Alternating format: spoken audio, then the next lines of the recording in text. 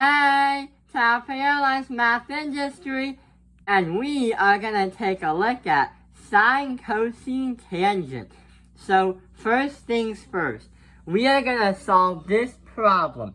We have a right triangle, and we have to solve for x. It's right there, but what does x represent? We have to use a Pythagorean theorem to understand that this is the hypotenuse. And this is actually one of the triangles that we learned about. A 3, 4, 5 triangle. So this hypotenuse right here is going to be 5. To do the math, 3 squared plus 4 squared equals 5 squared. If you do 9 plus 16 equals 25. Therefore, it's a right triangle. The hypotenuse represents 5. But what if I told you about sine, cosine, tangent? If you ever knew about this, but if you ever knew that your calculators have something like sine, cosine, or tangent, something like that, if you try and play around with it, like if this ever happens, where I play around with it, and I say the cosine of like 8, then it gives me a really strange number. Or what if I said the tangent of 9, it still gives me a very strange number. So we're going to understand what sine, cosine, tangent is, and what does that even mean? To understand, there are 4 parts of it. Actually 5, because you gotta name what sine, cosine, and tangent is. So, if we go over here, we notice a right triangle. This right triangle not only has 2 legs and a hypotenuse, but it also has different names as well. We are also going to be referring to the angle that's the opposite of the smallest line of the triangle. The angle will be called theta, because you'll be understanding how to find that angle or any other information in a triangle with just a few information. You also get to learn about finding the lengths of the hypotenuse and the 2 legs if you are not given the exact information you need. So, there are 3 things a triangle besides theta has. 1, if I go from the top to the bottom, so if I go from here to here, this will be called the opposite. That is the smallest part of the triangle. If I go to the hypotenuse, it kind of still stays stuck as being called the hypotenuse. So this represents the hypotenuse.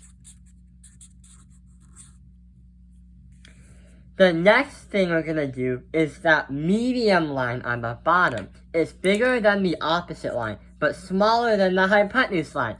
What is it going to be called? It's going to be called the adjacent. So there's opposite, hypotenuse, adjacent. Now we gotta understand, what does sine, cosine, tangent even mean? Well, if you kind of look at it, we have the names right here, but if you knew on the calculator, they're actually summed and simplified down to 3 characters. Sin, cos, tan. So we're gonna say, for this one, it's sin, for this one, it's cos, and this one is gonna be tan. But did you know that the reason why we learned about these triangles, this one right here, and all the properties, including theta, that happens because these things have special formulas. For sine, what we're gonna do is, if you use sine theta to find degrees or information, that's going to equal the opposite of the triangle, divide that by the hypotenuse. So we're going to say that sine is going to be opposite, divide that by the hypotenuse. If we do cosine for theta, remember I'm doing 3 words. If we do cosine, we are going to be doing the adjacent divide that by the hypotenuse.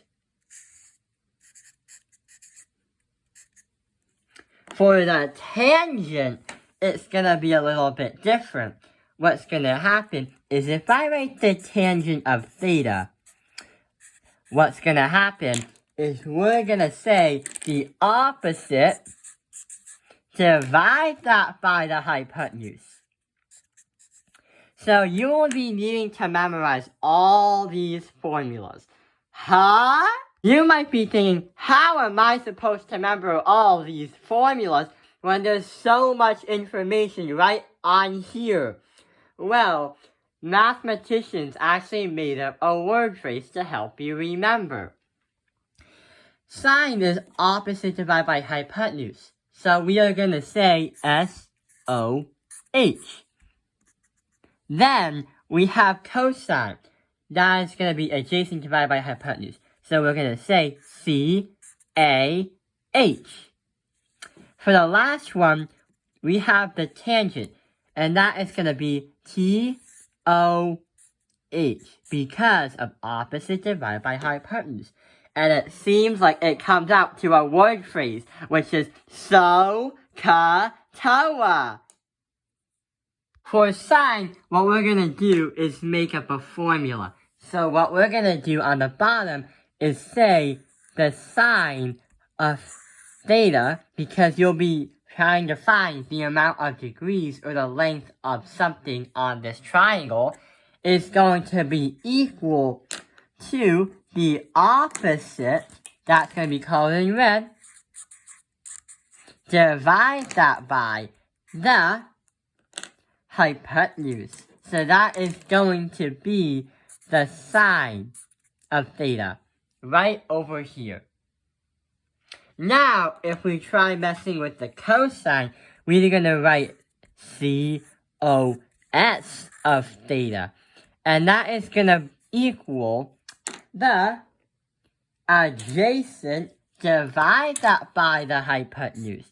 So adjacent, divide that by our hypotenuse. Now, the last thing we're going to look at is the tangent. So the tangent is going to be a little bit different. What we're going to say is the tangent of theta is going to equal the opposite, divide that by the adjacent. So these are the different formulas that they have. So sine, cosine, and tangent have their own formulas to find the missing information that you need to find in a right triangle. It only works with right triangles. But how are we supposed to memorize all this stuff? So many formulas, so many information. Well, if you ever realize mathematicians actually made up a word phrase to help you understand and memorize the content. Here's an example. To find the sine of theta, you need to have the opposite, divide that by the hypotenuse. So we're going to say SOH.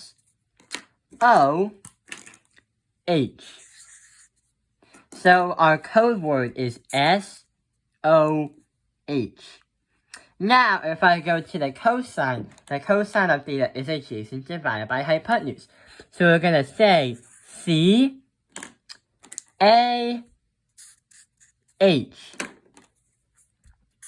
And the last one is going to be the tangent. The tangent is going to represent the opposite, divide that by the adjacent.